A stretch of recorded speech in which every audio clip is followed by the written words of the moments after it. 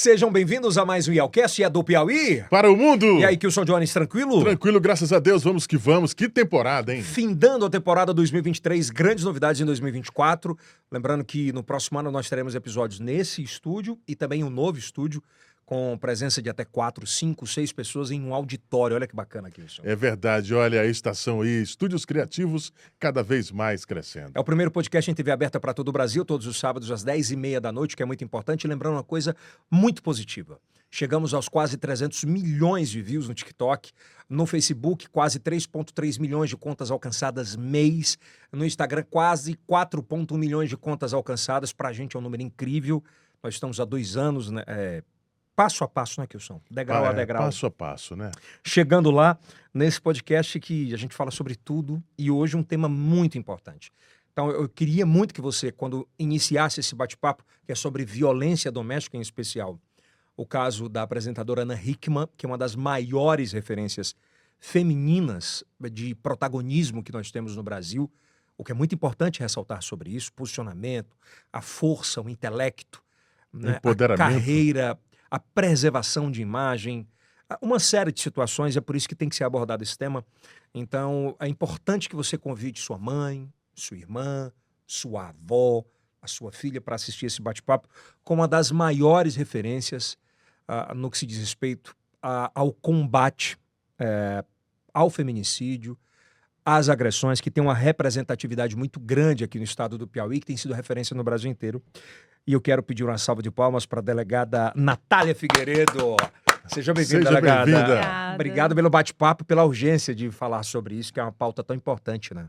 Verdade, eu agradeço a oportunidade a você, ao Kilson, porque é um tema bastante importante para a gente tratar, que muito tempo ficou intramuros dentro de casa e que hoje em dia, principalmente até relaciona a questão das redes sociais, tem se debatido, tem se denunciado, então é muito importante essa conversa que a gente vai ter hoje. A gente vai bater um papo sobre tudo, obviamente sobre o caso Ana Hickman, mas entre outros casos muito importantes. Alguns a gente não vai poder aprofundar muito, mas outros sim. Kilson, convidar pra galera se inscrever no canal, né, cara? É verdade, vá lá, se inscreva no nosso canal, hein? IALcast. Ativa o sininho, dá um like Compartilha, né? com os melhores amigos. E também com os melhores inimigos. Olha, e pedir a você que consome qualquer um dos nossos produtos que apareçam aqui atrás, por favor, dá moral, consuma a Mavelô. A Mavelô é uma empresa extraordinária que tem feito trabalhos incríveis. A G3 Telecom, temos novos patrocinadores que estão com a gente. Você tá muito elegante, Kilson. Heron, veste o homem atual. Cara, e você Está usar chegando. zíper, velho, no lugar do botão, você tá modernão, hein? Você tá vendo aí, ó o detalhe aí. Olha o detalhe aí. É Tá vendo? verdade. Delegada Natália, pra gente bater esse papo, e só lembrando alguns QR Codes que vão aparecer aqui na tela, por favor, abra e consuma desses produtos. Delegada Natália, impressionante, eu tenho um dizer com a minha equipe e com a galera que trabalha com a gente aqui no IALcast, eu sempre digo assim, trate uma mulher como você gostaria que tratasse a sua esposa ou a sua filha ou a sua mãe. E a senhora falou muito bem no início, me permita lhe chamar de você, no início desse bate-papo você falou assim, ficava muito entre muros isso mesmo, né? Muito dentro de casa, muito... E é perceptível isso. As mulheres antigamente, talvez, ainda hoje, têm medo de ficar sem o homem, sem o marido, e são completamente suscetíveis à dependência, primeiro, psicológica. Antes de a gente entrar no tema da Ana Hickman, pela experiência que você tem adquirido sobre isso, quais são os principais pilares dessa dependência emocional? Aguentar espancamento, aguentar humilhação? Como é que funciona tudo isso? Yeltsin, eu costumo dizer que desde que o mundo é mundo, as mulheres são vistas como uma propriedade, né? Primeiro... Desculpa, eu não lhe apresentei, queria que você se apresentasse, por gentileza. Natália Figueiredo, eu sou delegada de Polícia Civil, já como delegada eu tenho 7 anos.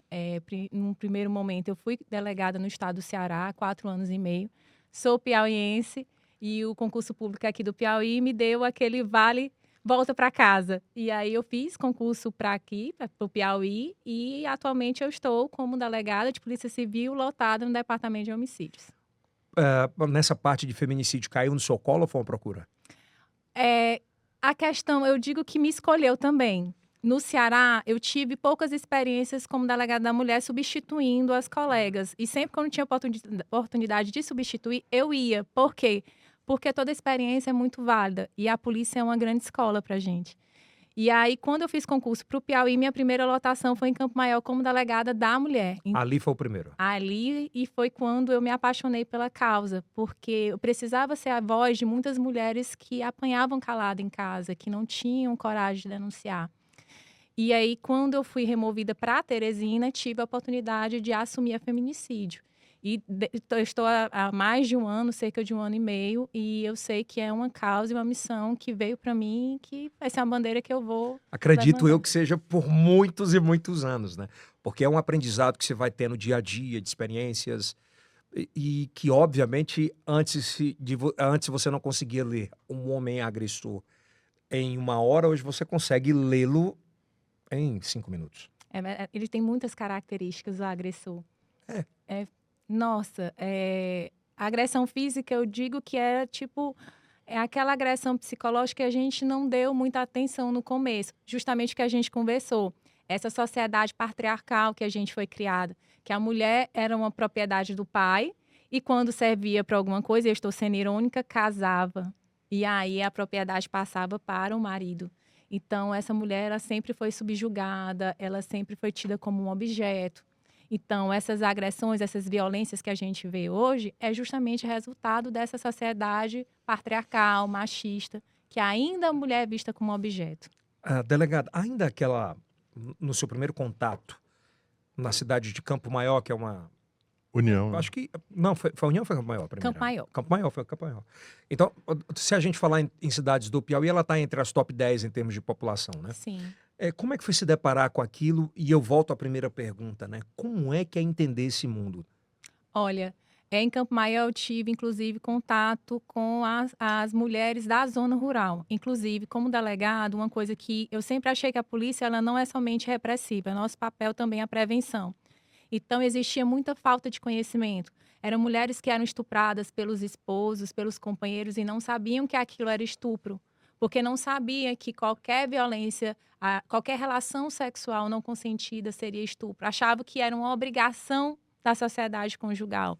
Então, veio a necessidade do conhecimento, não somente na repressão, porque a partir do momento que a mulher entende o que é a violência, aí ela passa a se ver vítima e buscar os órgãos de segurança pública no sentido de denunciar. Então, lá em Campo Maior, eu senti também realmente essa necessidade como delegada de sair de dentro do meu gabinete, fazendo um papel que realmente é muito importante, que é a parte repressiva, as representações, mas também ir ao encontro da população, das mulheres. E o que me chama muita atenção, né? O Brasil é feito por muitas zonas rurais. Sim. Não é assim, se você parar para pensar, a mulher do campo e o homem do campo, ainda tem uma grande, boa parte da população que vive nessas zonas, Exato. correto? Continuam ainda, delegado, em pleno 2023, esse mesmo sentimento patriarcal? Sim. A gente vê os números eles não mentem de violência. E com o caso em específico que a gente vai tratar daqui a pouco, é justamente, eu costumo dizer que é o perfil democrático da violência doméstica familiar. Democrático por quê?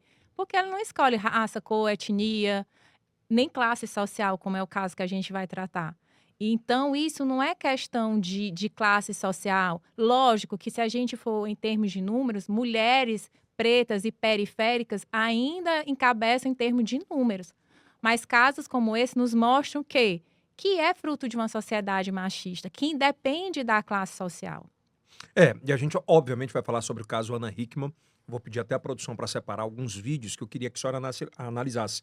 Sim. Vídeos de convivência cotidiana entre ele e ela e da forma que isso aborda, que ele aborda, se isso já é prejudicial, se isso é algum tipo de agressão. Qual é a evolução, por exemplo, da legislatura da Lei Maria da Penha nos últimos anos em proteção às mulheres? Tem gente que julga que não mudou nada. Eu acho que A senhora já deve ter ouvido isso. eu acredito que seja até uma falta de conhecimento no contexto geral. Uhum. Observe, a gente acabou de eu acabei de dizer para vocês, desde que o mundo é mundo, é secular a violência doméstica familiar. O Brasil só foi ter legislação nesse sentido em 2006, que foi a Lei Maria da Penha. Então, quantos anos as mulheres elas estavam desguarnecidas? Durante muito tempo, em briga de marido e mulher, não era um problema nem para o Poder Legislativo, nem para o Poder Judiciário. Tem aquela parada, né? Entre briga de marido e mulher, ninguém mete a colher. E quantas mulheres morreram nesse contexto? Que absurdo isso. Então, a Lei Maria da Penha é ao contrário, assim, eu acredito relaciona a falta de conhecimento em dizer que não é uma lei efetiva. É sim. Inclusive, ela trata da questão das medidas protetivas, que muitos tentam desmerecer e, na verdade, não é uma proteção a mais. Inclusive, na própria legislação, na própria Lei Maria da Penha, nós temos o crime de descumprimento de medida protetiva. Agora, acontece que, uma vez decidido, uma vez concedida essa medida protetiva, tem que haver um monitoramento. E até mesmo das mulheres, se houver descumprimento, tem que denunciar. Então, já tive casos em que houve tentativa de feminicídio, que a mulher ela tinha medida protetiva, mas quando a gente foi a fundo, já tinha acontecido vários descumprimentos e ela nunca tinha denunciado. Nunca relatou. Ainda tem muito esse processo de eu não posso perder o meu homem, eu sou dependente financeiramente dele. E aí, se ele não estiver aqui, eu vou fazer o quê? A violência doméstica familiar ela é complexa. Por isso que eu digo que a gente não pode olhar para as mulheres que sofrem violência doméstica familiar com discriminação, dizer, porque gosta de apanhar. Não existe pessoa, nenhuma pessoa gosta de apanhar. Tem muito isso, né? A gente tem que olhar com empatia. Será que essa mulher, como você falou, ela não é dependente economicamente? Por quê? Porque ela deixou de trabalhar para cuidar da casa e dos filhos. Eu já ouvi várias vezes, delegada, para onde é que eu vou? Que eu não tenho nenhuma casa para ir. Eu não tenho grana, não tenho trabalho. A minha família, a família do meu marido, virou as costas porque me colocou como culpada. Imagine, ela foi vítima e é colocada como culpada porque ele foi preso. Outra coisa, a dependência emocional. Não é que a mulher gosta de apanhar, mas o abusador elimina o psicológico da vítima de uma forma que ela chega ao ponto de pensar que realmente não existe vida sem ele e só existe essa forma de amor. Essa é uma das principais características? Sem dúvida nenhuma. O abusador, ele é perverso, por isso que a gente trata de questão de perfil. Elimina o psicológico, ele tenta incutir na mente da vítima que essa é a única forma de amar. Que, quantas mulheres permanecem nessa situação em que o agressor diz assim, se você separar de mim, ninguém vai te querer, porque tu já tem filho. Então, ele incute isso. Tem muito isso, né? Nossa. Tipo assim, se você separar de mim, você não vai ter amigo, que todos os amigos eram meus. Exatamente. Tem muito isso? Os filhos, tem muitas mulheres que elas passam com uma vida inteira de violência para poder conseguir manter os filhos, fazem isso por amor. E eu já vi casos em que os filhos, depois de criados, a vítima resolve dar fim no relacionamento. Mas ficou todo esse tempo porque não... Caraca, elas ficam até os filhos conseguirem progredir. Eu já vi mulheres, inclusive, que elas separaram depois que a violência partiu para as filhas. Ou seja, eu aguento tudo, eu suporto tudo, mas... Com elas, não. Com elas, não. Então, veja o contexto. Então, não tem como a gente fazer uma análise superficial. É muito mais rotineiro do que um ser humano imagina isso, na Muito porta da mais. delegacia. Muito mais. E você imagine quanto tem de subnotificação. Quantas mulheres caem sem querer, vão para o hospital, né? Caem da escada, se machucam sem querer. E, na verdade, o quê? Foi violência. A senhora tem um exemplo, assim, que lhe marcou muito? Um episódio em especial de alguma vítima que, assim, eu não acredito que ela está fazendo isso. Olha, eu já tive um caso em Campo Maior, é justamente a questão da violência psicológica, quando a gente fala em legislação. Uhum. Em 2006 veio a Lei Maria da Penha. A Lei Maria da Penha, ela fala das 5 formas de violência. Nós temos outras agora, né? A violência política, mas vamos tratar do que vem na Lei Maria da Penha. Física, psicológica, moral, patrimonial e sexual, certo? A violência psicológica, ela só foi tipificada no Código Penal em 2018. Então, eram situações que eram uma situação de violência, era uma violência psicológica secular e não tinha tipificação no Código Penal. O que eu quero dizer com isso? Tive um caso de uma senhora que ela não saía de casa porque o companheiro não queria que ela tivesse qualquer tipo de contato social. Ele ia trabalhar, ele trancava a casa. O único contato que ela tinha era com ele. Não tinha contato familiar, não tinha uma vida social. Isso é violência psicológica. E você não vai me dizer que ela achava que era normal?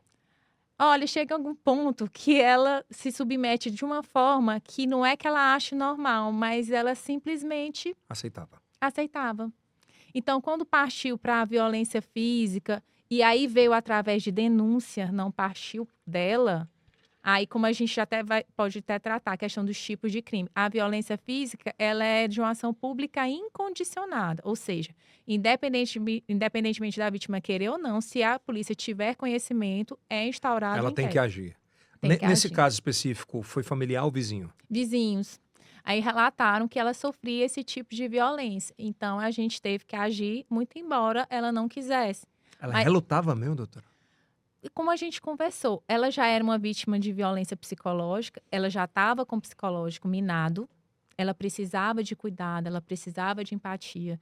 Tanto que é algo de suma importância numa delegacia da mulher ter um atendimento multidisciplinar. É. Ter assistência social, ter a questão da psicologia atuando. Reinserção no mercado. Exato.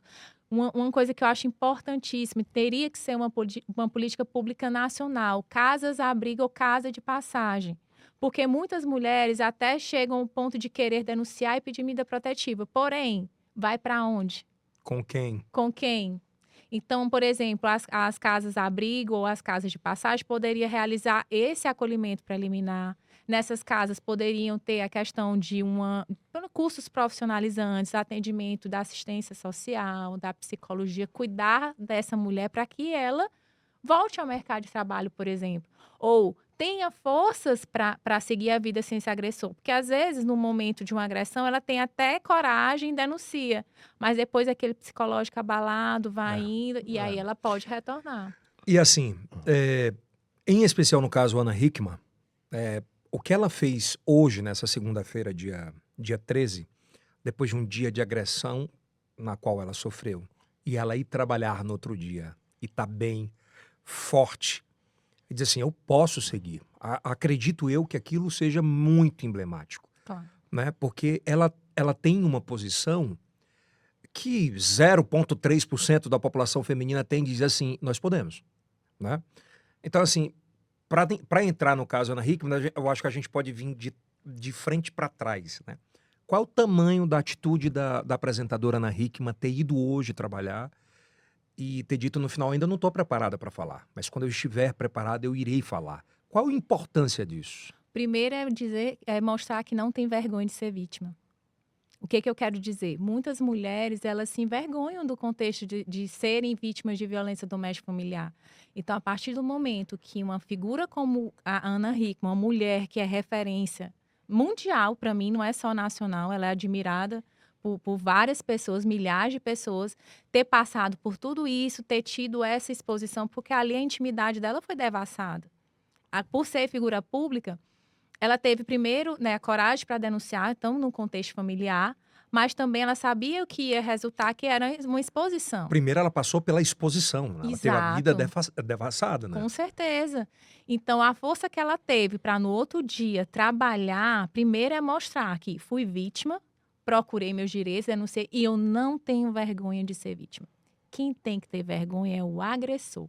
Mas, infelizmente, a gente vê muitas mulheres ainda se vergonhando de terem sido vítimas de violência. Aqui abram aspas, que é muito importante. Isso tem que ser muito decisão da mulher, ela tem que ser muito forte. De não ter medo da rede social. De dizer assim, ele me bateu, daqui uma semana eu vou estar com ele de novo e aí eu vou ficar como otária nessa história. É muita decisão, né? Sim. E você vê como impacta na vida de outras pessoas. Uma mulher, por exemplo, que vai na rede social e denuncia, às vezes dá coragem para uma mulher que ficava muito tempo calada e não tinha coragem de denunciar. Entendeu? A questão da rede social para divulgar as formas de denúncia, que hoje nós temos vários canais, e eu falo até no contexto de pessoas que tomam conhecimento. Às vezes fala assim, eu não vou denunciar porque eu não vou me meter, que é meu vizinho, vai saber que fui eu. E a gente já sabe que tem muitos canais de denúncia, que a identidade denunciante é preservada. O Piauí, eu gosto muito, assim, eu já tive a oportunidade de ter contato com outros colegas delegados dos outros estados em congressos que a gente participou. E quando eu falo do Salve Maria e do Ei Minha Irmã Não Se Cale, eles ficam, nossa, o Salve Maria é um aplicativo pioneiro. Inclusive, ele é referência para outros estados. Os estados estão implantando o Salve Maria. Então, através do Salve Maria, pode ser realizada a denúncia tanto pela vítima como por pessoas que tenham conhecimento. O vizinho. E aí é preservada a identidade em relação àquele vizinho. E o botão do pânico. que tem um sistema de georreferenciamento em que a Polícia Civil e a Militar toma conhecimento do local exato que a vítima Tipo, a está. pessoa aperta, a polícia vai em cima. Exato, porque aí vem a informação de onde a vítima está.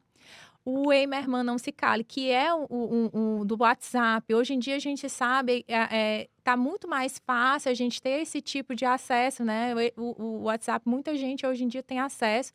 Quase que todo mundo. Pois é. É o E botão aí, do pânico, né? e lá tem vários serviços, não somente denúncias. Por exemplo, no Salve Maria, se você quiser saber, a delegacia, aliás, perdão, no Ei Minha Irmã, no próprio tem um atendimento inicial por um robozinho.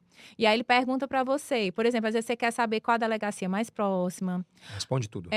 os serviços de referência nesse sentido. E aí, quando você coloca a questão que está sendo vítima, imediatamente é transferido aí deixa de ser robozinho e vai ser atendimento Pessoal, por um né? policial. Para deixar claro para quem está na audiência do Sul, São Paulo, né, Sudeste, Ei Minha Irmã é como, ei, mano, e aí? É bem isso, né? Se liga, né? Se liga, mais ou menos. A gente vai entrar nesse caso mais forte, mas antes que isso tenha um questionamento. Bom, doutora, a senhora citou aqui vários tipos de agressão doméstica, violência doméstica. O que a senhora acredita que com essa última prova do Enem trouxe aí a questão da invisibilidade da mulher? E eu já escutei vários relatos na internet de professores onde seus alunos relataram a violência doméstica na prova do Enem. E como é que a senhora vê tudo isso? Posso fazer um adendo?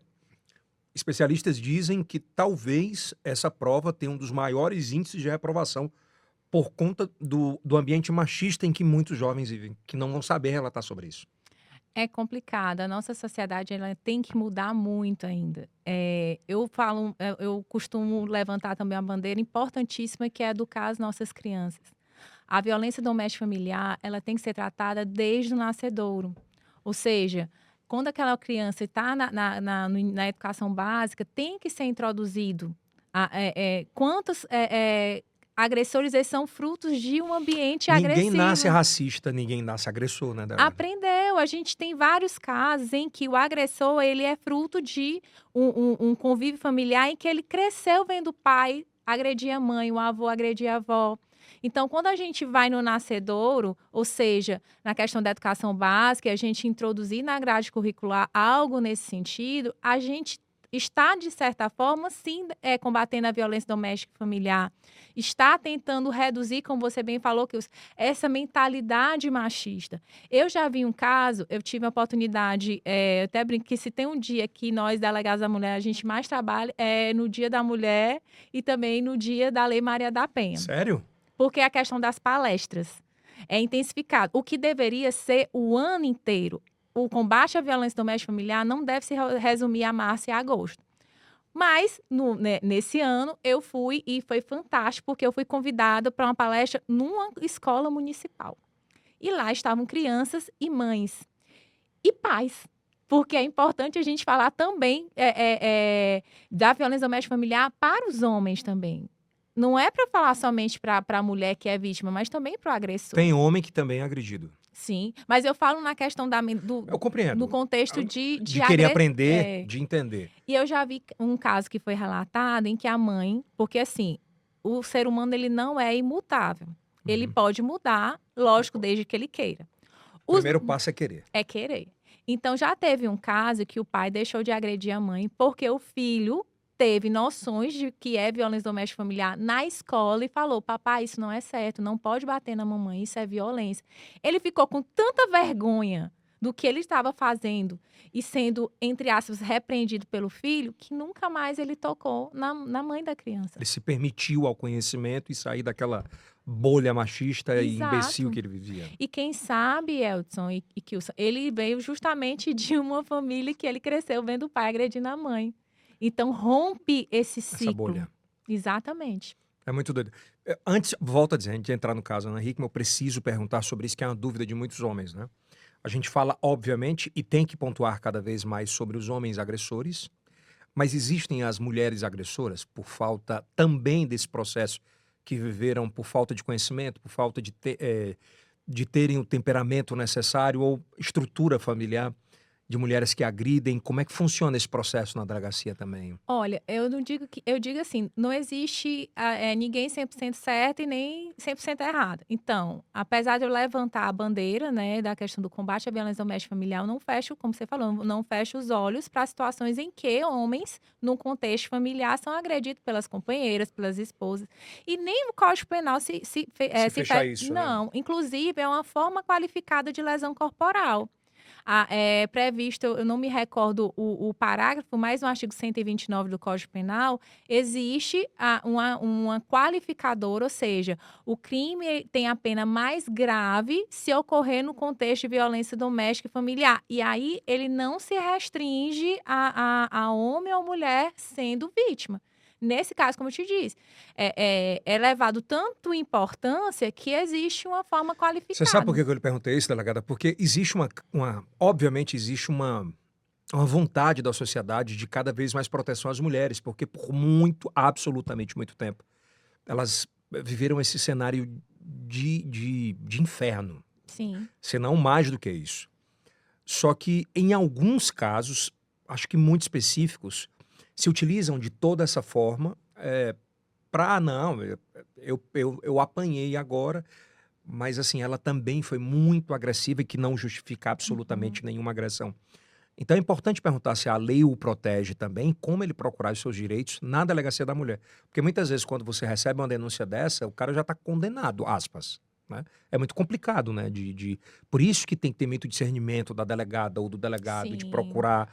Porque inclusive a delegada ou o delegado pode ser induzido ao erro nesse aspecto, né? Exato. Então é por isso que requer da gente um inquérito policial, né, no caso, porque é inquérito policial, porque a própria lei fala que não, no caso de contexto de violência doméstica e familiar, não é utilizada a lei do juizado especial. Então, uma agressão, uma lesão corporal leve, que normalmente seria um TCO, quando se fala no contexto de violência doméstica e familiar, é um inquérito policial, é um auto de prisão em flagrante.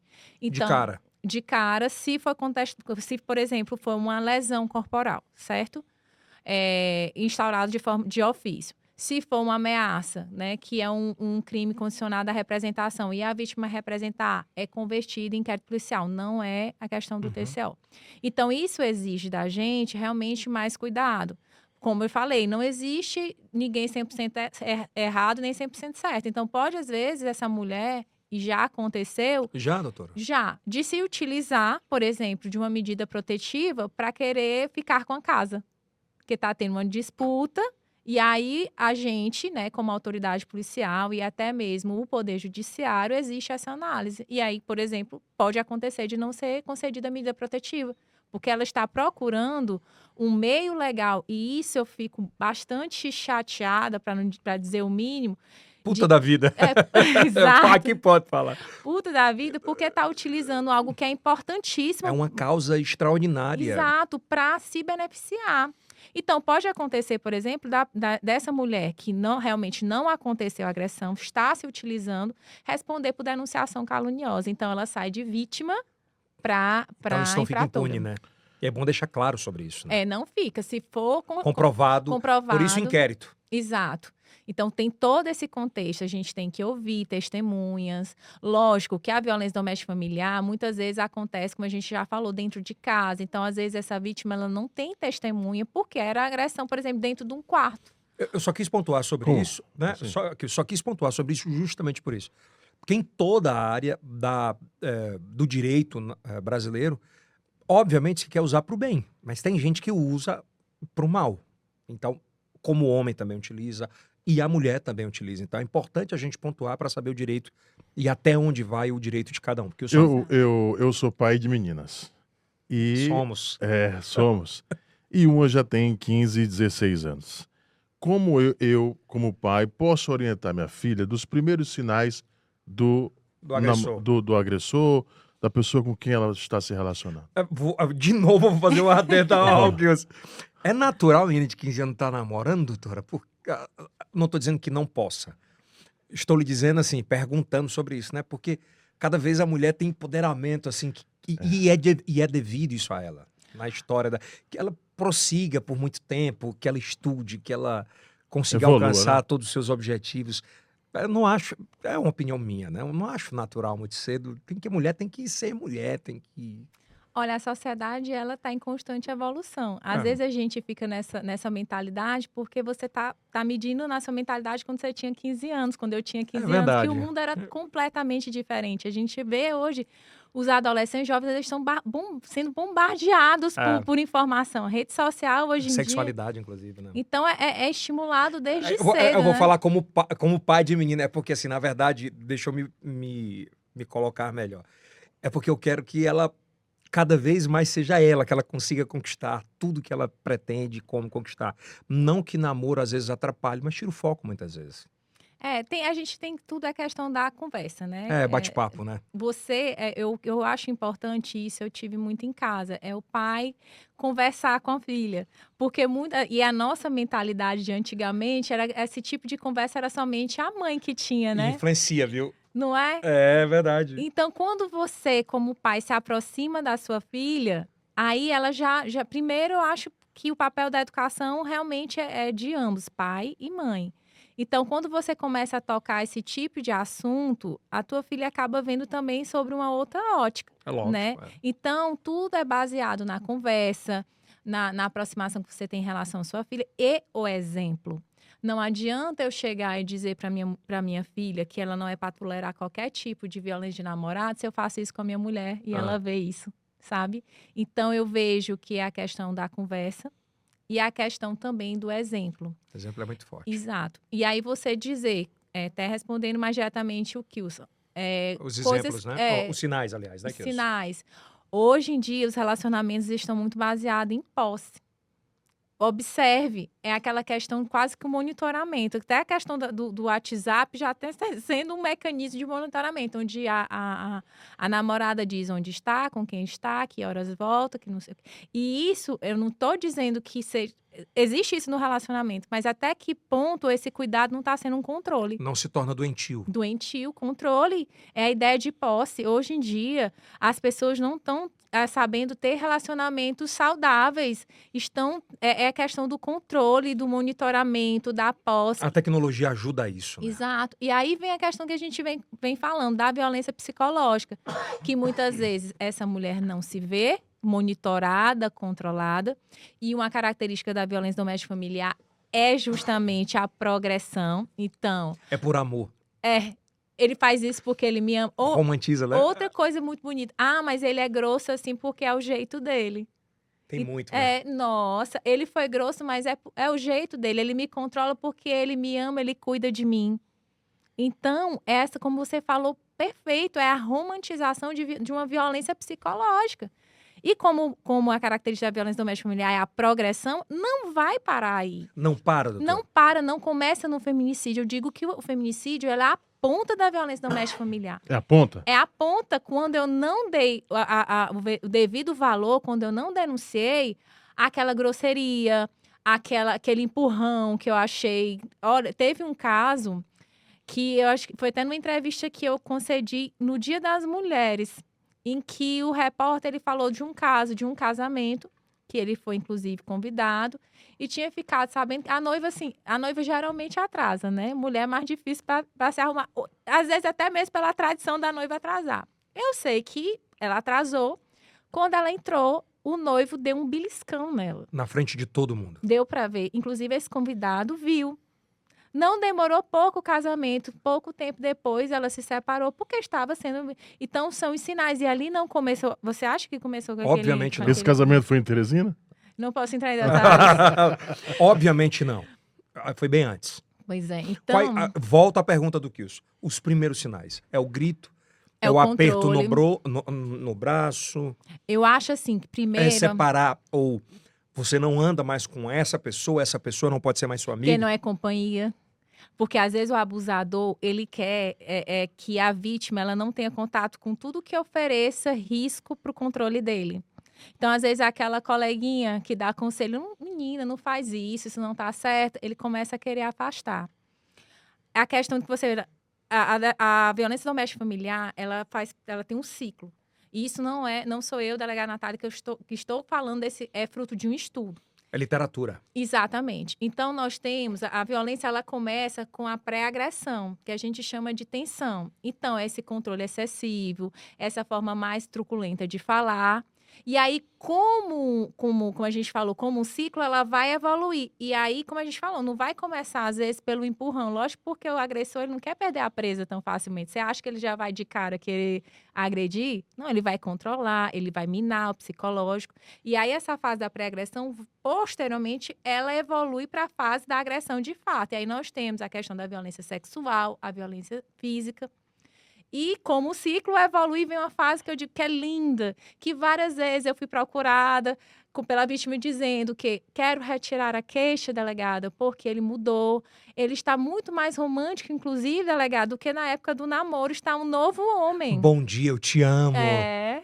E essa que a gente chama de fase da lua de mel, que é quando o agressor, ele finge um arrependimento, por quê? Ou porque foi denunciado e tem medo da responsabilização criminal Da cadeia. da cadeia, ou porque perdeu a presa, ou seja, a vítima, ela rompeu o relacionamento e ele não quer perder aquele objeto, ele finge um arrependimento, mas como um ciclo, como eu falei para vocês, vai evoluir e volta de novo para a pré-agressão e assim vai rodando. E aí o que a gente conversou, a intensidade das agressões vai aumentando, porque é a característica como a gente Vão piorando, né? vai piorando e aí pode chegar a uma situação irreversível que é o feminicídio. Então por isso que eu falei para você, não começa no feminicídio.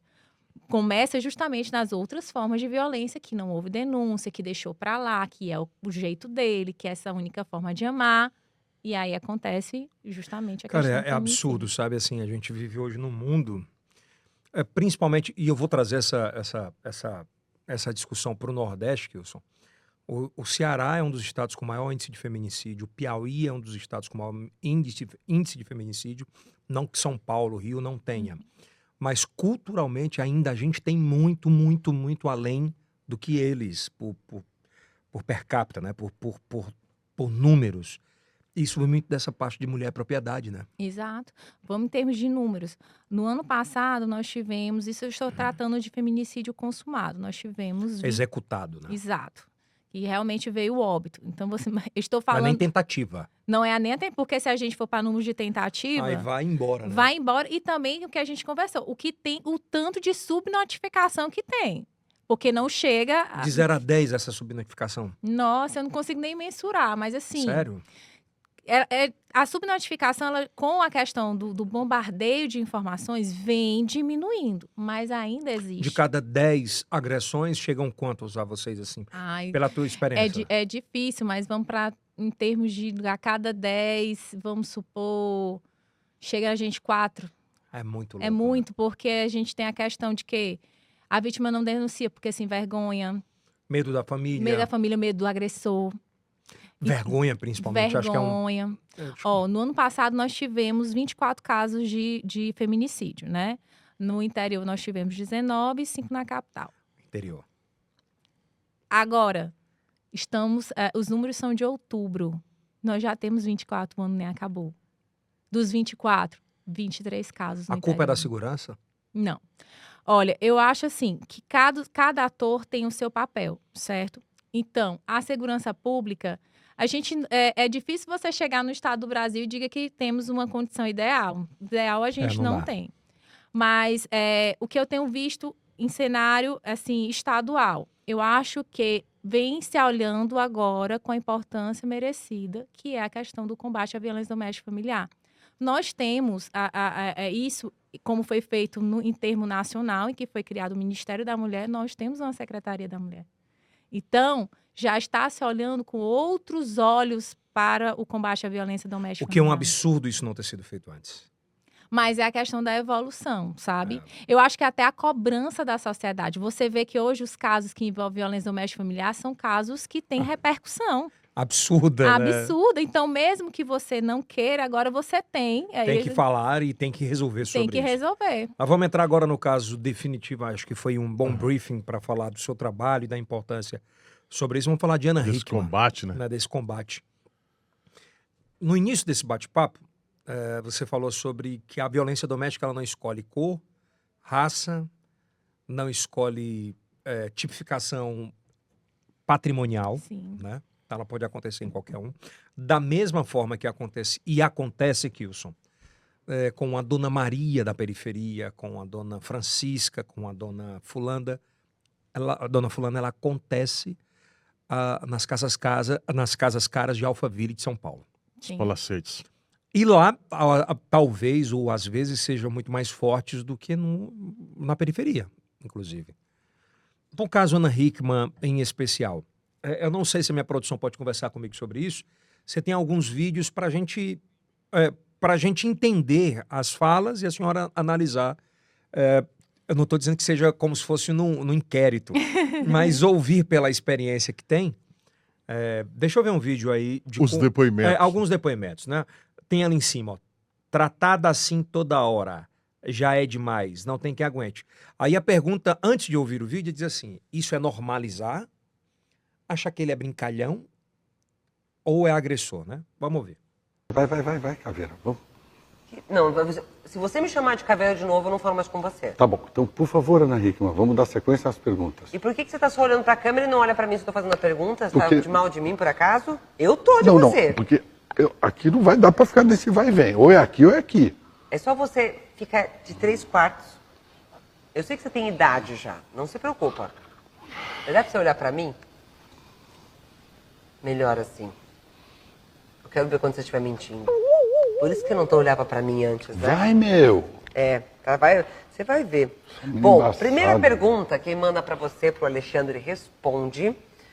Eu tô até agora passada, desde o vídeo anterior. Ai, nossa, agora ficou valentão. Não é valentão, é óbvio, né? Vamos lá. Quem pergunta agora é pesquisas. O que você diria pra você mesmo há 10 anos atrás? Bom, esse vídeo que a gente viu agora, né, nesse contexto, essa violência é uma brincadeira ou é uma violência de fato? Eu acho que é a ponta do iceberg. É aquilo que quis postar. Você imagina o que vem por debaixo, né? Porque eles postaram juntos. Exato. Mas você já vê a forma como ele trata ela. E esse aí é só um dos vídeos. Tem vários vídeos postados por ela em que ele tá sendo grosseiro. E isso vai além de um personagem. Você vê que é do próprio perfil. Hoje, mais cedo, eu estava até vendo o Brito Júnior, que foi colega de trabalho da Ana e que conviveu com os dois. Em que ele fala que o esposo dela dizia que ela era como se fosse um produto. Então, aquela mulher, para este cara, ela era um produto, era um objeto. Uma fonte de dinheiro, porque ela é uma mulher de muito talento, extremamente talentosa. E, além disso, era o objeto dele. Doutora, pela sua experiência, essa foi a primeira agressão? Não, é complicado eu chegar e falar. Eu vou em questão de análise de casos. É muito pouco provável que tenha sido a primeira agressão. Agora, certamente não começou com agressão física. Foram anos em que essa mulher, muito possivelmente, estava sendo vítima de violência psicológica, era um objeto, como o colega de trabalho falou, era um produto que tinha que render, né? Eu vi até, não sei se seria a causa, mas chegou-se a dizer que foi devido a uma dívida e aí surgiu a discussão. Outro falou que era a forma que ela estava, acho que orientando o filho do casal e no momento ele se irritou. Mas aquilo dali, a violência a violência física que ela sofreu, ali já foi como se fosse o estopim. E muito possivelmente, eu acredito que não tenha sido a única vez. É complicado eu chegar e dizer, né? Óbvio. Mas assim, pela sua experiência, Pela minha que não é experiência. pouca. E outra, do tamanho dela, vou pedir inclusive para prepararem a nota que ele publicou hoje nas redes sociais. Sim. E eu vou lê-la para ouvir e entender como a senhora analisa essa nota dele. Obviamente não foi a primeira vez. Obviamente isso é... Agora, o que dá para uma mulher do tamanho dela agora, depois de ser atingida no braço, trancá-lo do lado de fora e dizer, vou ligar para a polícia? Que estopim foi esse? Então, foi uma violência, inclusive, que, segundo relatos, foi feita na frente do filho, né? E de funcionários. De funcionários. Então, eu acho que chega um momento em que a mulher não aguenta mais. Às vezes, não é nem do volume da agressão. Talvez em uma situação anterior, ela pode ter sido até mais agredida do que essa, mas chega um momento que você não aguenta mais. Então, e a Ana Hickman, apesar da figura que ela é ela é uma mulher, ela é um ser humano como todos nós. Às vezes a gente vê um artista, a gente endeusa, mas ali é carne como a gente. E ela sofreu, assim, uma exposição muito grande. Eu achei ela muito corajosa no sentido de realmente denunciar, não mais aguentar porque são vários fatores. E com um detalhe que pouca gente falou, e acho que a senhora pode falar muito forte sobre isso. Ela não pegou o telefone dela e foi fazer a denúncia no telefone. Ela não procurou a exposição. Ela foi ao órgão responsável, ela chamou o órgão responsável e, obviamente, pelo tamanho dela, isso acabou vazando. E assim mesmo ela não se pronunciou até determinado momento. Ela preservou a família. Hoje no programa ela poderia ter utilizado isso de qualquer forma para se promover. Ontem ela poderia ter se promovido. E assim mesmo ela deu, acho que 1 minuto de fala para isso. Isso mostra a grandeza dela. Claro. A atitude dela falou muito mais do que ela chegar e falar sobre isso. A atitude dela que se levantou contra esse tipo de violência, mesmo sabendo a repercussão que ia ter, a intimidade dela, que seria fatalmente devastada por ser uma figura pública, mesmo assim, ela teve coragem de denunciar. Então, isso pode até atingir a senhorinha lá, por exemplo, no interior de Campo Maior, que não tinha coragem de denunciar e viu, ó, a Ana Hickman denunciou. Luísa Brunet, vamos dar um exemplo. Luísa Brunet, uma mulher lindíssima, extremamente bem-sucedida, também foi vítima de violência, anos atrás, vítima de violência doméstica familiar.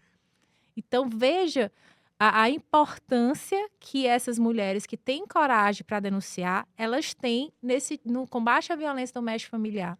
Qual o conselho que a senhora daria para as mulheres que vivem nesse... Eu não sei se é nesse mundo de Instagram,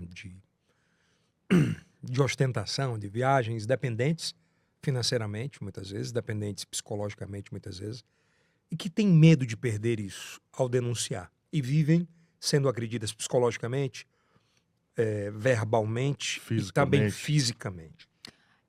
Primeiro que essa forma de amor que o agressor ele passa para ela não é amor. Quem ama não bate, quem ama não humilha, quem ama não agride, não violenta. Mas, infelizmente, quando a gente trata isso, a gente desde o início falou, quando a gente fala de violência doméstica familiar, a gente tem que olhar vários fatores. Inclusive, pode ser que essa mulher ela seja dependente emocionalmente desse agressor.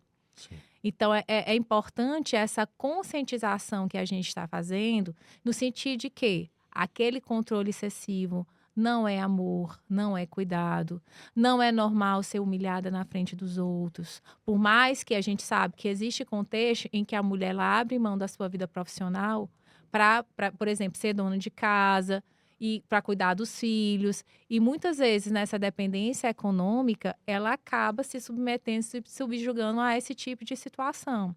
Então, a partir do momento em que não é normal, quando você mesma, eu até falo assim, quando vem o questionamento dentro de você, você já sabe que não é normal, Que tá errado. que está errado. Eu não preciso chegar como delegada da mulher e dizer que uma relação sexual não consentida é estupro, é crime, que não é normal eu ser monitorada, controlada e humilhada na frente das pessoas. Então, quando você passa a se questionar, por exemplo, a questão de rede social. Tem mulheres que relatam que o companheiro, o namorado, fiscalizam a rede social. Você acha normal, ali faz parte da sua intimidade. Não é que você esteja fazendo alguma coisa de errado, né? Mas tem namorado que simplesmente quer ter acesso com quem conversa, para quem manda mensagem, quem adicionou. É normal compartilhar a senha, por exemplo, do Instagram com um companheiro ou com a companheira? Isso é abusivo? Olha, eu não chego ao termo abusivo. Eu acho que nós temos nossa intimidade, certo? Eu acho que a individualidade, ela deve permanecer sempre. E a confiança deve reinar em um relacionamento. Então, eu não preciso dar minha senha do meu Instagram para o meu namorado para provar que eu o amo. Ou exigir a mesma coisa. Às vezes, nós temos um contexto de relacionamento doentio de ambas as partes. Agora, vamos tratar também, a gente falar... Estamos falando do homem sendo abusivo com a mulher, mas é possível, sim, uma mulher ser abusiva. Então, existem relacionamentos que são doentios de ambas as partes. Esse monitoramento. Tipo, eu vou te dar minha senha, mas eu também quero saber com quem você está. Ou se for um compartilhamento de tranquilidade, diz assim, não, eu vou te dar minha senha, se você quiser me dar a minha a sua senha? Olha, meus pais, por exemplo, meu pai sabe a senha do celular da minha mãe e minha mãe sabe a senha do celular do meu pai. Por quê? Porque às vezes pode ser que um acabe saindo, não leva o celular ou descarrega. Então, isso aí é a questão, não é porque meu pai e minha mãe querem monitorar um ao outro, mas não, às vezes você tem uma confiança. Por exemplo, você tem um relacionamento normal, tipo assim, fulano, liga, dá o celular desbloqueado. É um outro contexto, É né? um outro contexto. O que a gente está tratando é você querer a senha de uma rede social para monitorar.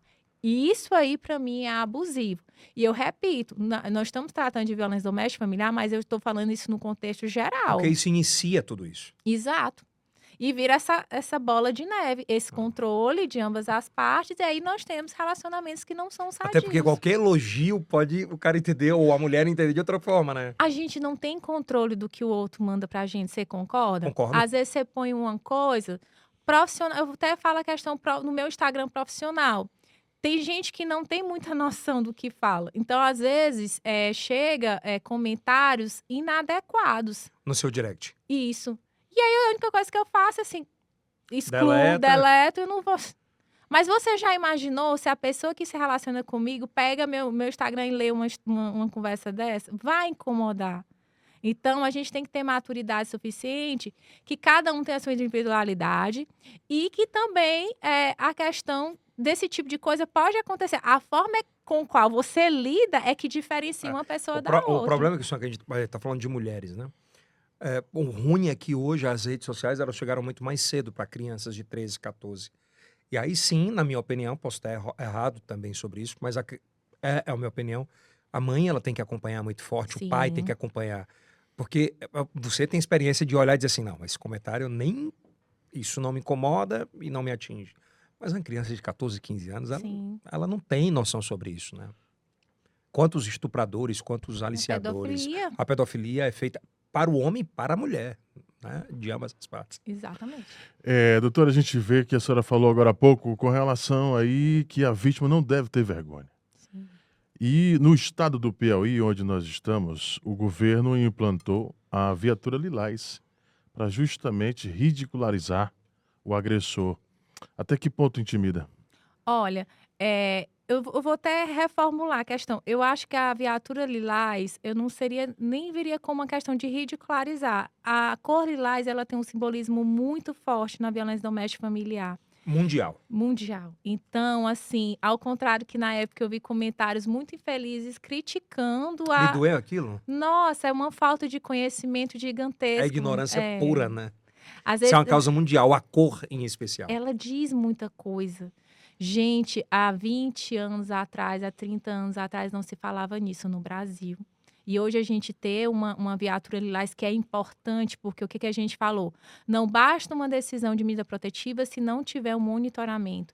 Então, a Patrulha Maria da Penha, a Guarda Municipal, elas são justamente pilares no combate. Por quê? Foi concedida a medida protetiva, vamos monitorar, vamos saber se esse agressor está procurando a vítima, mandando mensagem. E aí vem a viatura lilás com o simbolismo que ela representa, ou seja, você não está sozinha. O Estado está olhando para você, está lutando por você. Então, na época, quando eu vi, e eu relacionei muito a questão partidária, as pessoas não... Cara, eu ia fazer essa pergunta agora.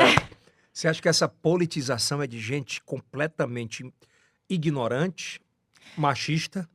Ignorância, machismo, tão cega em relação a partido. Ceticismo muito forte, Nossa, né? a gente tem que entender, tudo bem, se o seu partido não ganhou, mas você tem que buscar o melhor para o seu país. Tem gente que tem a mente tão fechada que quer que o país se lasque, porque, votou em fulano. Gente, a gente tem que ser inteligente. Eu tenho que querer que o meu país... Tudo bem, a pessoa que eu votei não ganhou. Mas eu espero que essa pessoa que ganhou faça um bom trabalho, porque vai refletir em mim se ele fizer uma má gestão. Mas nesse caso, doutora, diz assim, cara, eu tenho mãe, eu tenho esposa, eu tenho filha. Eu preciso de um arcabouço protetor para essas pessoas. Sim. Não é? Tanto que eu voltei a falar. Isso eu estou falando sem nenhuma conotação partidária. Eu estou aqui, inclusive, eu estou como delegada de polícia do estado do Piauí, não é de partido nenhum. Concursada. Ninguém botou, não. Foi os anos sentado na cadeira estudando que me fizeram estar onde eu estou. E o seguinte, quando eu falo, por exemplo, em termos de Piauí, para mim, Natália, delegada de Polícia Civil, nós temos uma Secretaria da Mulher, além de um simbolismo muito importante, também tem um caráter repressor muito importante. Muitas políticas públicas estão surgindo justamente por isso. Tivemos agora o Festival Girassol. E aí, nós vimos as tatuagens, né? Que estavam tatuando, estava a unidade. O que é aquilo? Muitas vezes, os panfletos, as pessoas recebem os panfletos e jogam no chão, nem lê o que é, certo? Uhum.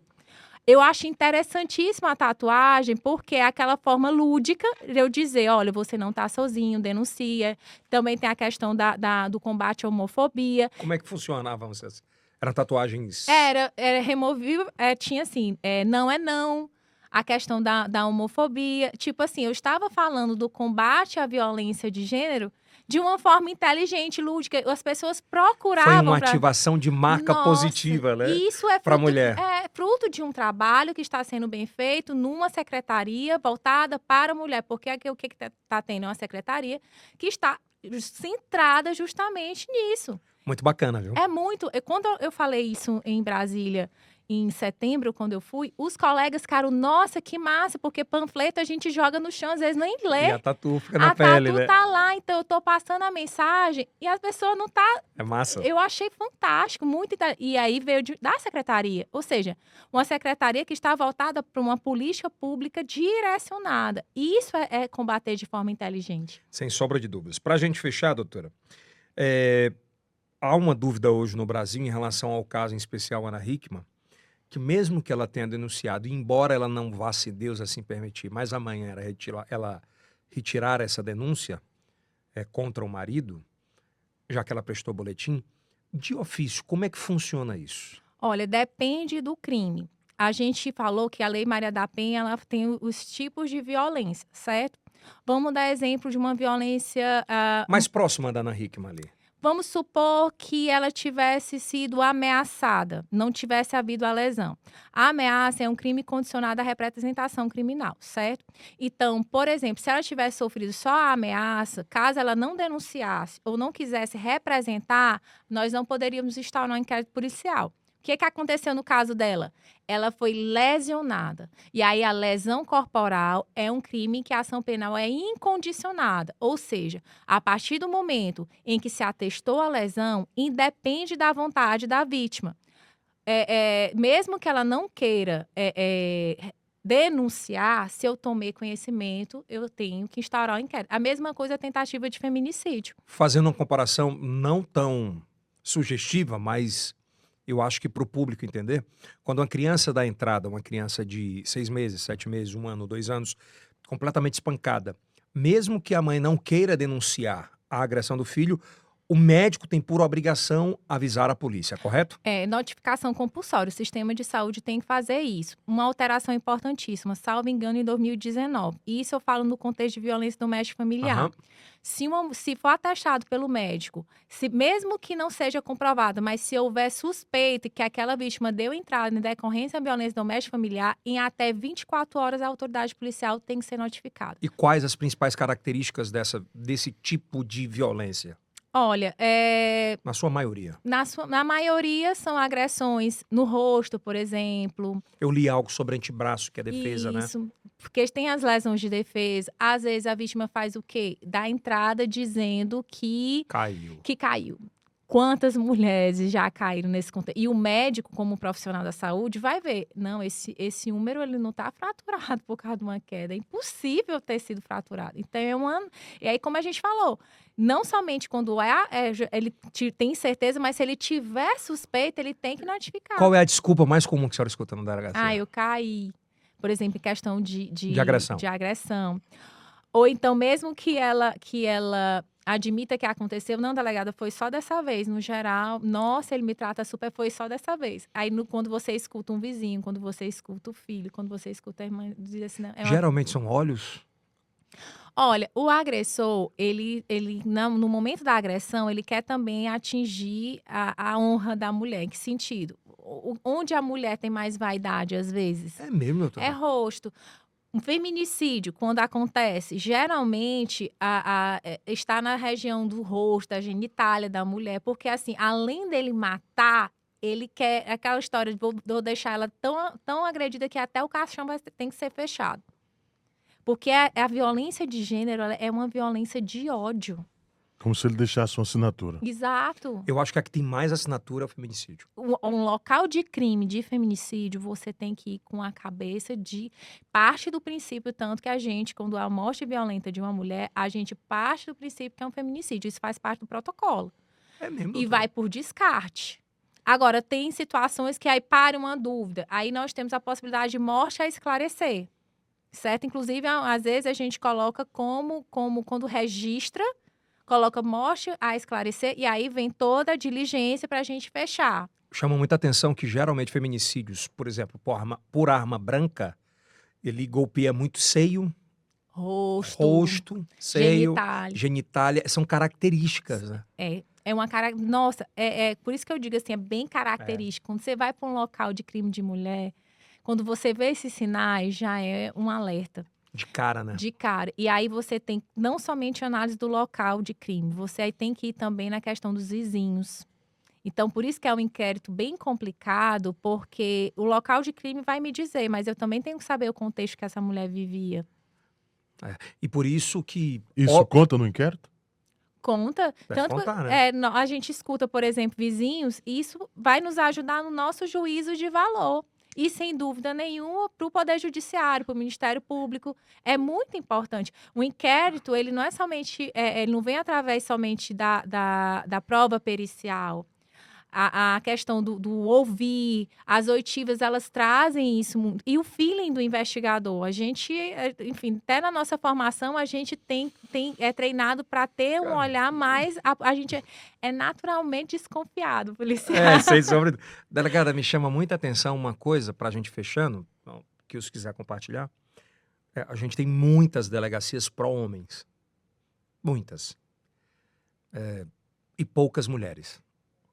Pró-mulheres. A gente tem a delegacia da mulher e tal, que devem e sempre devem ser, e não tem, acredito eu, de ser regida pelo homem, porque não tem sentido, não vive naquele universo. Mas eu tenho uma curiosidade muito grande das desculpas masculinas em feminicídios e agressões. Das mais estapafúrdias que a senhora ouviu. Eles ainda acham que estão certos? Eles mentem. Porque, assim, o agressor, ele vem... Ele não tem coisa mais arrependida do que um agressor. Ele chora na sua frente. Na frente da delegada. Faz tudo. Eu adoro fazer filmado. Todas as oitivas a gente faz filmado. Tanto do infrator como vítima e testemunha. E aí, quando eu vou relatar o inquérito, porque eu acompanho e também eu relato e transcrevo. Gente, às vezes a novela mexicana perde efeito. Já vi um que fingiu um choro, espremeu o olho. Aí o investigador fez uma pergunta, ele vira assim... Eu disse, mas não tá chorando? Cadê? Tipo assim, foi assim... Eles acreditam que ainda bater é correto?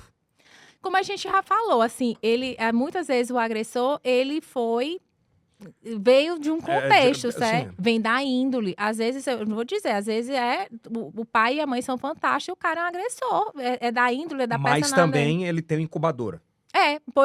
Por vezes sim, e às vezes não. Então... Nessa escala. Aí é difícil mensurar, sabe? Porque cada pessoa tem a sua... Todo ser humano, ele tem a sua particularidade. Por isso que eu digo assim, é difícil a gente dizer que é somente de um ambiente que era violento, mas às vezes o ambiente era sadio. Mas a pessoa era da índole dele ser agressivo. Eu te perguntei por isso, a respeito disso, tá ligado? Porque assim, cara, já vi cenas assim de o cara se vangloriar.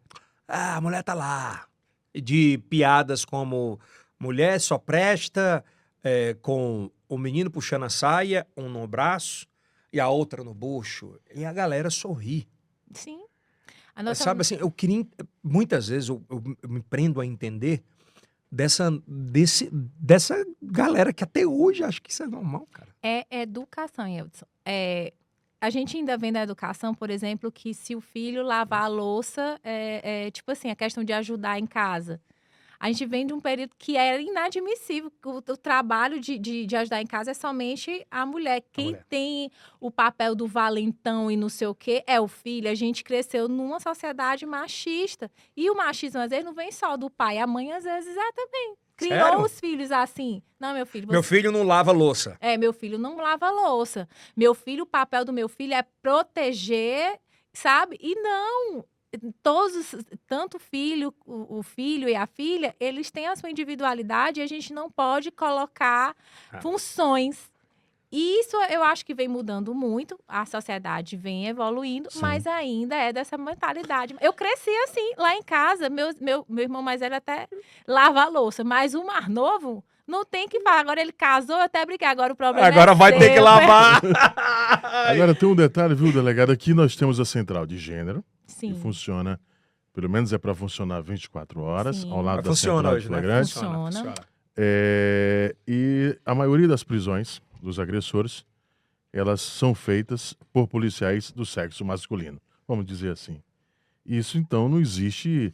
Boa pergunta aqui, maravilhosa pergunta. Porque os homens, eles... essa história de que o homem tolera a agressão, não. O policial está lá para cumprir o seu papel, está. E eu já presenciei que Boa. muitas vezes a mulher não quer ir. E Com medo, né? eles dizem, não, você tem que ir. Pelo Mas- menos até a central, Sim. você vai ter que ir. Deveria, por exemplo, esse tipo de delegacia ser completamente voltada à mulher? Vamos tratar de efetivo. É muito complicado a gente. A Lei Maria da Penha coloca o Dura quê? essa pergunta, viu? Cris? Preferencialmente, certo? Porque está se adequando à realidade dos estados. Se a partir do momento em que eu coloco como obrigatório, que seria ok, seria fantástico. Espetacular.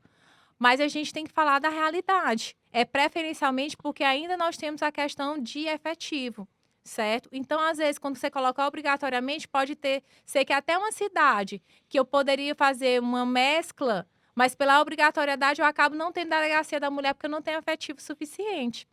Então, assim, lógico, o ideal são mulheres, você imagina, eu até falo assim, você imagina uma mulher que acabou de sofrer uma violência sexual, chegar na delegacia e contar o que aconteceu para outro Para um homem. homem. Ela não vai falar.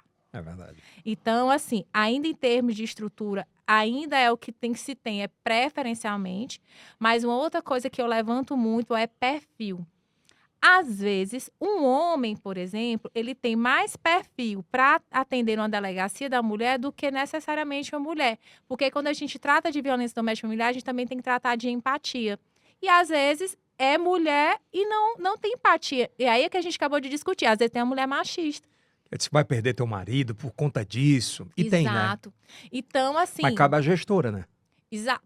É importante a gestora justamente, assim, em termos de Piauí, nós no Piauí nós não temos delegacia da mulher em que o delegado seja homem. Todas são mulheres. Agora existe a possibilidade da equipe mista.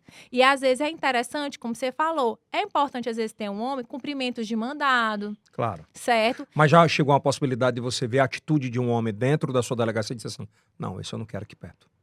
Olha, já aconteceu em situação, isso não vou nem Natália delegada. Como eu fui delegada em 2 estados, o que eu vou falar pode ter sido... Pode ser no Ceará ou no pode Piauí. ser aqui. E eu já vi situação em que a mulher chegou e era um plantão e simplesmente ela contou a história. Ele falou assim, rapaz, tu vai, por causa da besteira dessa, tu veio aqui.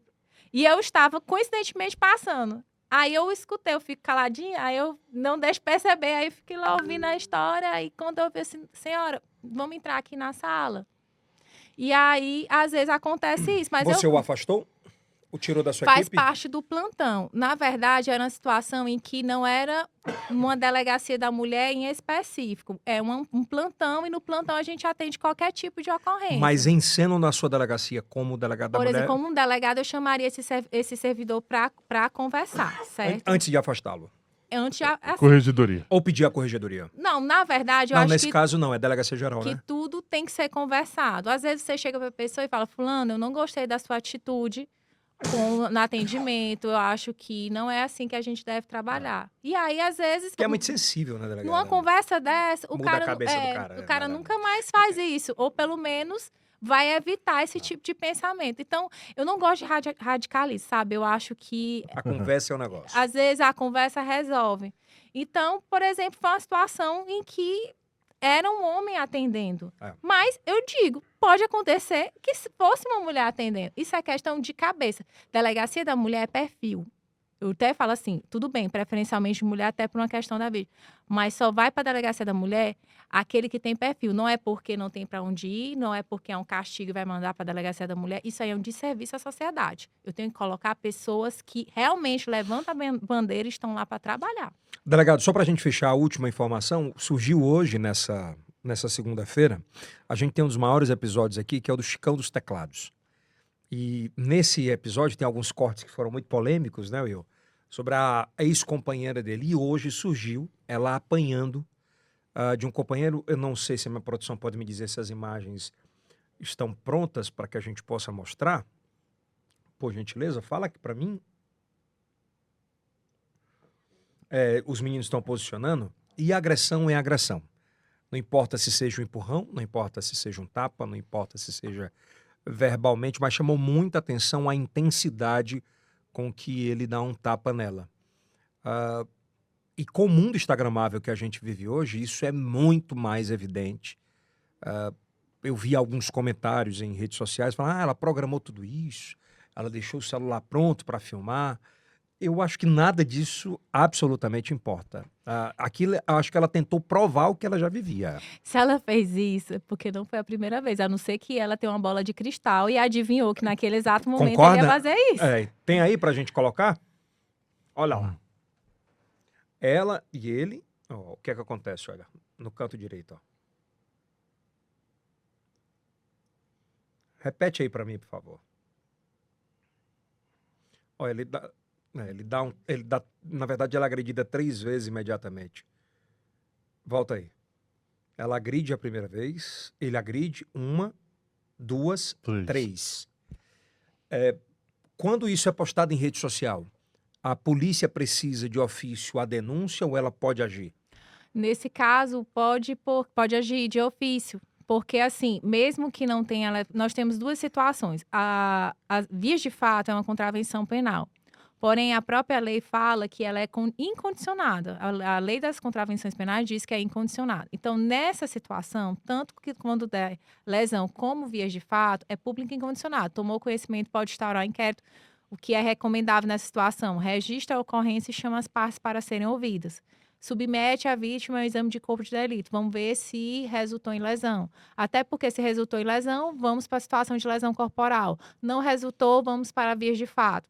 Então, isso aí, esses comentários que você falou, né? Isso aí é mais uma... Se você vai lá pro Instagram, como ela fez? Ela forjou. Isso é machismo. A gente teve um caso, eu não me recordo, foi esse final de semana, que um delegado de polícia civil do Ceará, ele dá um tapa eu não sei qual é a situação, mas eu cheguei a ouvir, será que ela não provocou? Aí eu fiquei assim, cara, justifica, sério, mesmo que ela tivesse provocado, ter dito alguma coisa que o colega, que inclusive foi afastado, eu vi... E preso. Preso. Hoje. Foi preso preventivamente, se não me engano. Ou foi flagrante? Não, foi preventivamente. Preventivamente, Preventivo. né? Justifica. Então, uma pessoa que faz um idiotice comentário... é o comentário desse, né? É justamente... Ainda na sociedade, é o que a gente está discutindo, ainda na sociedade é machista, que a mulher, ela é de som menos A importância. culpa é da mulher. A culpa... Será que ela... Nossa, quando eu vi isso, o que será que ela disse pra ele? Assim, nossa, você viu? E choca. E o pior, assim, que a gente vê essas imagens, a gente viu essa daí. Viu do tapa, choca. Muito. E mesmo chocando, ainda sai esse tipo de comentário. De fato e de causa, tanto é que o governador do Ceará afastou imediatamente. E acredito eu, que a delegacia tenha agido e tenha pedido a prisão imediata. Então não precisa denunciar. Nesse caso, por exemplo, também. Qual é o nome dela? Tenta buscar aí para não estar falando como a mulher do Chicão dos Teclados, que ela tem personalidade. Né? Vanessa, né? É Vanessa, é isso? É. Como? Andressa. É uma. Volta de novo. Se a gente colocar. É absurda, é covarde, é intolerante. E a gente não tem que normalizar sobre isso. Quem agride mulher tem que ir para a cadeia. E acredito que a polícia vai fazer esse papel o mais rápido possível. De imediato é pedir a prisão ou o afastamento? Não, nessa situação específica Porque foi primeiro para a rede social, acho que do que a própria... O procedimento, que acredito que já tenha até acontecido, até porque houve uma repercussão, é instaurar o boletim de ocorrência, e aí a gente pode iniciar com uma situação de vias de fato, porque não sabemos se houve lesão ou não, e a partir do boletim de ocorrência, intimar as partes, e aí ouvir a vítima. Mas assim, às vezes, porque a vítima negou, mas nós temos imagens. E se ela chegar, não, doutora, Não, mas foi uma discussão breve, ele não me bateu. Não justifica porque mesmo que não ateste a lesão corporal, mas foi vias de fato e a lei diz que é público incondicionado. Então, instaura inquérito policial, é realizada análise, porque nós temos imagens aí, então é analisada as imagens. Isso vai para perícia, vai para tudo, né? Às vezes, ou vai para a perícia, ou nós temos um relatório de imagem produzido pelo próprio investigador de polícia. E aí escuta, por exemplo, vizinhos, parentes. Vai criando um arcabouço. Aí é aquela questão de fazer o inquérito bem feito, para evitar, por exemplo, como a gente conversou às vezes, mulheres que utilizam. Então, se eu fizer um inquérito bem feito e provar que A é A, B é B, eu não tenho que discutir. Está aprovado e acabou. A ciência diz sobre isso, né? Exato.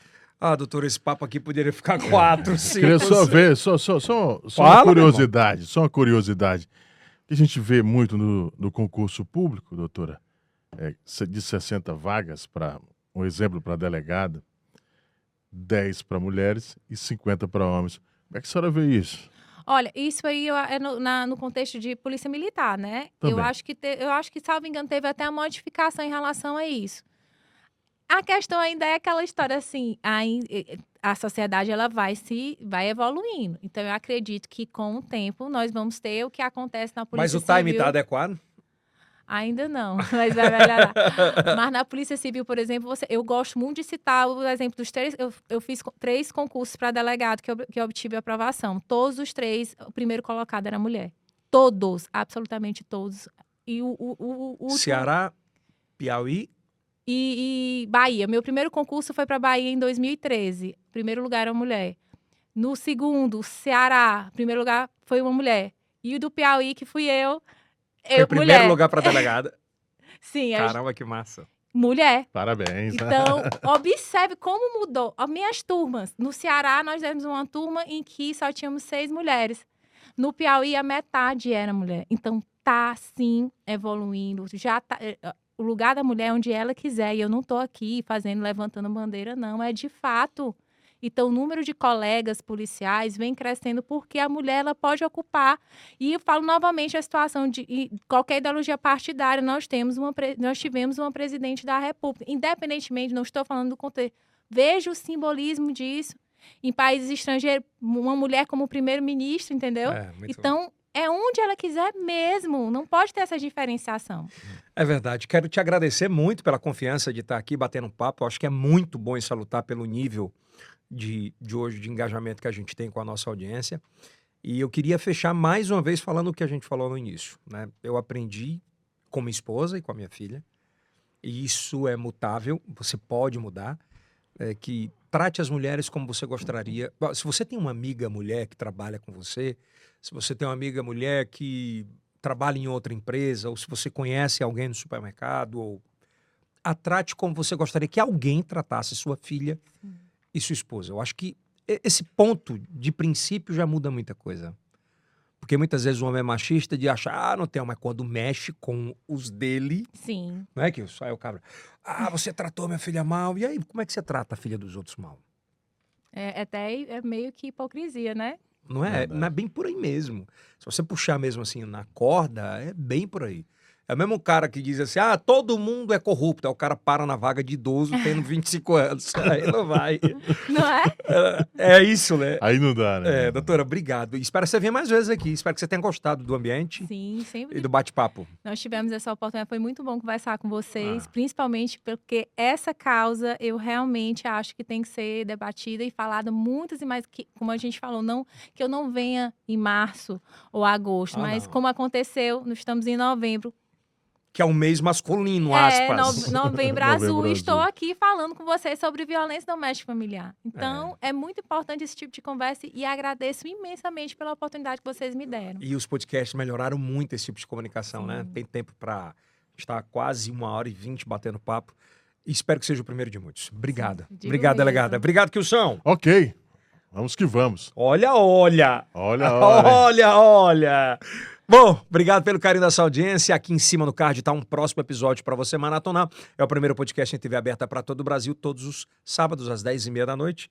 Isso aí é o Cast do Piauí. Para o mundo. Até a próxima.